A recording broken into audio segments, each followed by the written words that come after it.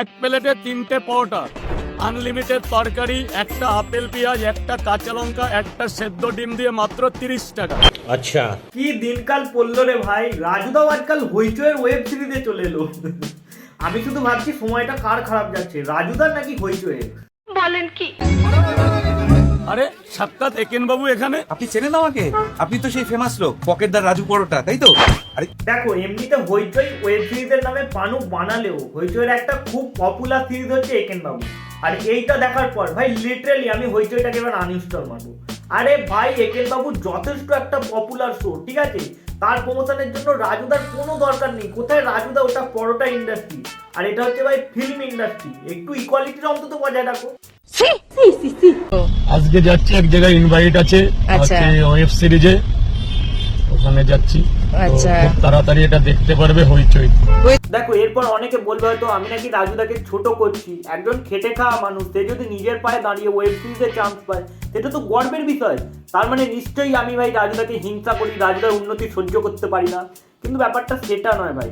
অনেক যোগ্য শিল্পীরা আছে যারা দিনের পর দিন থিয়েটার করে যাচ্ছে, নাটক করে যাচ্ছে, তারা অডিশন দিয়ে যাচ্ছে ওয়েব সিরিজে চান্স পাওয়ার জন্য, কিন্তু তারা পাচ্ছে না। কিন্তু তাদের মধ্যে 100% অ্যাক্টিং স্কিল আছে, তবুও তারা চান্স পাচ্ছে না। কি না, শুধুমাত্র তারা ভাইরাল নয় বলে। আর এদিকে দুদিনের পরোটা বিক্রি করে রাজুদা ভাইরাল হয়ে গেল, যার মধ্যে 1%ও অ্যাক্টিং স্কিল নেই, তাকে ভাই ওয়েব সিরিজে চান্স দিয়ে দেওয়া হলো। মানে ভাই খারাপ লাগার বিষয়টা হচ্ছে এটাই।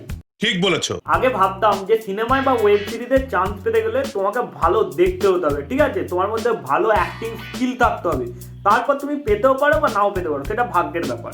কিন্তু এখন সেসব অতীত। তুমি যদি ওয়েব সিরিজে চান্স পেতে চাও, তাহলে পড়াশোনা, চিগনা দেখতে হয়, অ্যাক্টিং স্কিল সব বাদ দিয়ে দাও, একদম পরোটা বেচতে আরম্ভ করে দাও, দেখবে একদিন ঠিক হইচই চলে গেছে।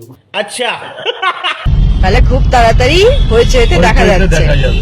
দেখো, একটা টাইমে হইচই আমাদের ভালো ভালো ওয়েব সিরিজ উপহার দিয়ে এসছে, যেমন হচ্ছে কারাগার, ঠিক আছে, মন্দার, একেন বাবু। এই সিরিজগুলো পুরো মন ছুঁয়ে গেছে, ঠিক আছে? তারপর বাকি যে কটা হইচইয়ের ওয়েব সিরিজ আছে, সব কটা ভাই পুরো পানু, সব পানু চলছে। আবার এক একটা ওয়েব সিরিজ তুমি দেখলে ধরতেই পারবে না যে সিরিয়াল দেখছো নাকি ওয়েব সিরিজ দেখছো। মানে পুরো সংসারের ঝগড়া, ঝামেলা, ঝাঁটি এইসব ঢুকিয়ে ওয়েব সিরিজটাকে ভর্তি করে দিচ্ছে। ভাই এখন হইচইয়ের কোয়ালিটি এতটাই লো হয়ে গেছে, তারা দেখছে যে আমাদের রিচটা ডাউন হয়ে গেছে, তো একটু হাই করতে হবে। এখন কে ভাইরাল? রাজুদা। রাজুদাকে নিয়ে ওয়েব সিরিজে চলে এসছে। अबे तू थोड़ा सा बहन का लोड़ा है क्या?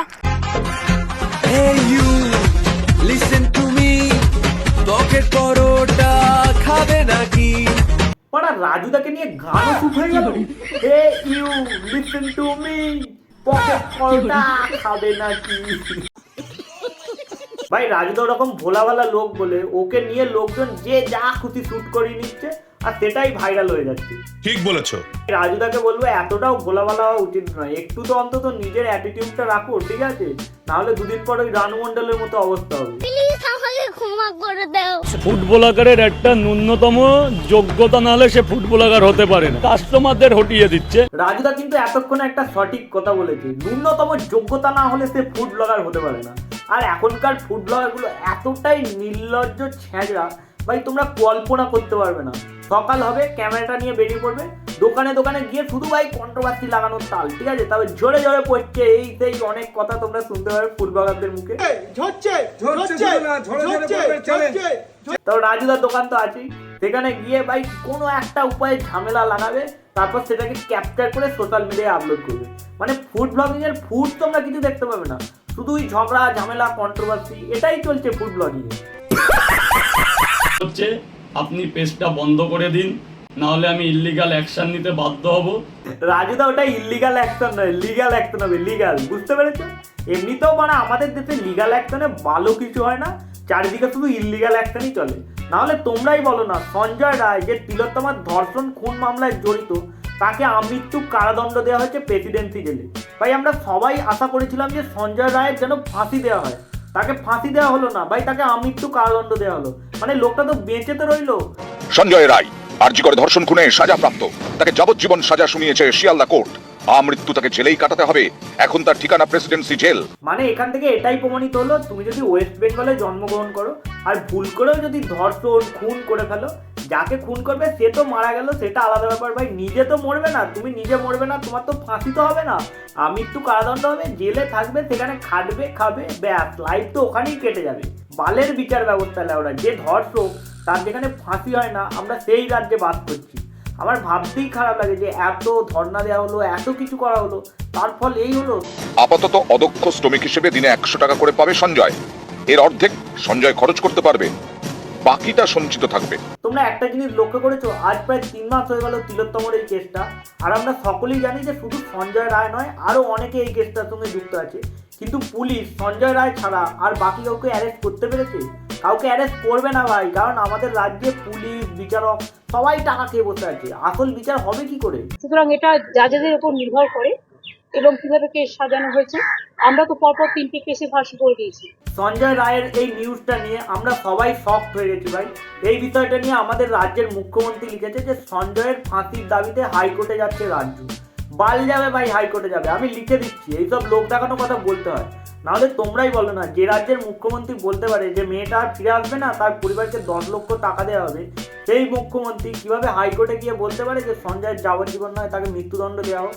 বলতে পারবে এটা? আমি বলবো ভালোই হয়েছে, কারণ ওনার ফাঁসি দিলে উনি মরে যেত, তো আমরা জানতেও পারতাম না যে আসল দোষী আছে কি। এখনো তো আছে অনেকেই, একজনের দ্বারা তো এটা সম্ভব নয়। ঠিকই হয়েছে, কারণ ও মরে গেলে তো একেবারেই মরে যেত, দগদে দগদে মারা উচিত ওকে। ঠিকই হয়েছে, যাবজ্জীবন কারাদণ্ড হয়েছে। আরে তোমরা এটা বুঝছো না কেন? আজ প্রায় 3 মাস ধরে সঞ্জয় রায়কে জেরা করা হচ্ছে। সে যদি মনে করতো যে তার সঙ্গে যারা যুক্ত আছে তাদের নাম বলে দেবে, সে তখনই বলে দিতে পারতো। সে তখনও যখন বলেনি, আজ 3 মাস পরেও সে বলবে না, আর সারা জীবনেও বলবে না। এটা ভাই আমার পার্সোনালি মনে হয়, ঠিক আছে? তো সঞ্জয় রায়ের এর থেকে ফাঁসি হয়ে যাওয়াটাই বেটার ছিল। আর এটা থেকে ভাই অনেকে ভয়ও পেয়ে যেত যে এরপর দ্বিতীয়বার এই ধর্ষণ খুনের মতো নির্মম কাজ করতে অনেকে ভয় খাবে ভাই। কিন্তু তার জায়গায় তাকে আমৃত্যু কারাদণ্ড দেওয়া হলো। ভাই লোকজন তো আরো সাহস পেয়ে যাবে। সঠিক বলেছেন। গভর্নমেন্ট চাকরি করতে গেলে কতগুলো সিস্টেম আছে। ইন্টারভিউ কল করে, আপনাদের পরীক্ষা দিতে হয়, ইন্টারভিউ দিতে হয়। এদিকে লক্ষ্য রাখবেন ভাইরা আমার, চিন্তা করার বা হতাশাগ্রস্ত হওয়ার কারণ নেই। একটা চায়ের দোকানে চা বিক্রি করলেও চা বিস্কুট ঘুগনি ইনকাম খারাপ হয় না, চাকরির থেকে বেশি টাকা পাওয়া যায়। ভাই এটা হচ্ছে আমাদের রাজ্যের মুখ্যমন্ত্রী। ভাই বলতেও লজ্জা লাগছে, বিশ্বাস করো। রাজ্যে চাকরি নেই, চারিদিকে দুর্নীতিতে ভরে গেছে, নেতা মন্ত্রীরা সব টাকা মেরে নিচ্ছে। আমি ভাই মুখ্যমন্ত্রী হলে ভাই চেষ্টা করতাম যে ভাই বেকার যারা ট্যালেন্টেড ছেলে আছে তাদেরকে অ্যাটলিস্ট চাকরি দেওয়ার। কিন্তু তা না করে আমাদের রাজ্যের মুখ্যমন্ত্রী কি বলছে, না তোমাদের চাকরি বাকরি করতে হয় না, তোমরা বরং ওই মুড়ি ঘুগনি চা এই ব্যবসাটা করো, দেখবে ভালো টাকা ইনকাম করতে হবে। ভাই টাকা তো আমরা নেতা মন্ত্রীরাই মারবো। ভাইপোকে বলুন না, রাজনীতির সুযোগ না নিয়ে, তোলাবাজি না করে, সৎ পথে নিজের দমে একটা চায়ের দোকান করে খেতে, তখন ভাই পুরো বুলি বন্ধ হয়ে যাবে। মানে লোকের ছেলে চায়ের দোকান করে খা, অথচ নিজের ঘরের ছেলে রাজনীতির টাকা মেরে খাবে, এটাই হচ্ছে লজিক। একটা চায়ের দোকানে চা বিক্রি করলেও চা বিস্কুট ঘুগনি ইনকাম খারাপ হয় না, চাকরির থেকে বেশি টাকা পাওয়া যায়। দিদি এক কাজ করবো, আমার যদি ভবিষ্যতে ছেলে মেয়ে হয় স্কুলে টুলে ভর্তি করবো না, শিক্ষা তো পুরো একদম গাড় মেরে রয়েছে চারিদিকে। তার থেকে তুমি বলেছো একটা চায়ের দোকান খুলে দেবো, ঠিক আছে? তখন থেকেই ছেলেকে ইনকামের রাস্তা ধরিয়ে দেবো, ওটাই ভালো হবে, তাই তো? আরে কেনা কে চাতে হো? তো ভাই আজকের ভিডিও এতটাই। আর ভাই আজকে আমি বলবো না যে তোমরা আমায় লাইক করো, শেয়ার করো বা সাবস্ক্রাইব করো, কারণ এটা কোনো রোস্টিং ভিডিও ছিল না। সঞ্জয় রায়ের এই ব্যাপারটা ভাই আমি একদমই মেনে নিতে পারিনি, তো আমি আমার প্রতিবাদ জানিয়ে এই ভিডিওটা বানিয়েছি। এটা কোনো রোস্টিং ভিডিও নয়। তো তোমরা আমার সঙ্গে যদি সহমত হও তো সেটা কমেন্ট বক্সে জানাও, তোমাদের ওপিনিয়ন জানাতে পারো এই ব্যাপারটা নিয়ে, ঠিক আছে? তো চলো আজকের মতো বাই।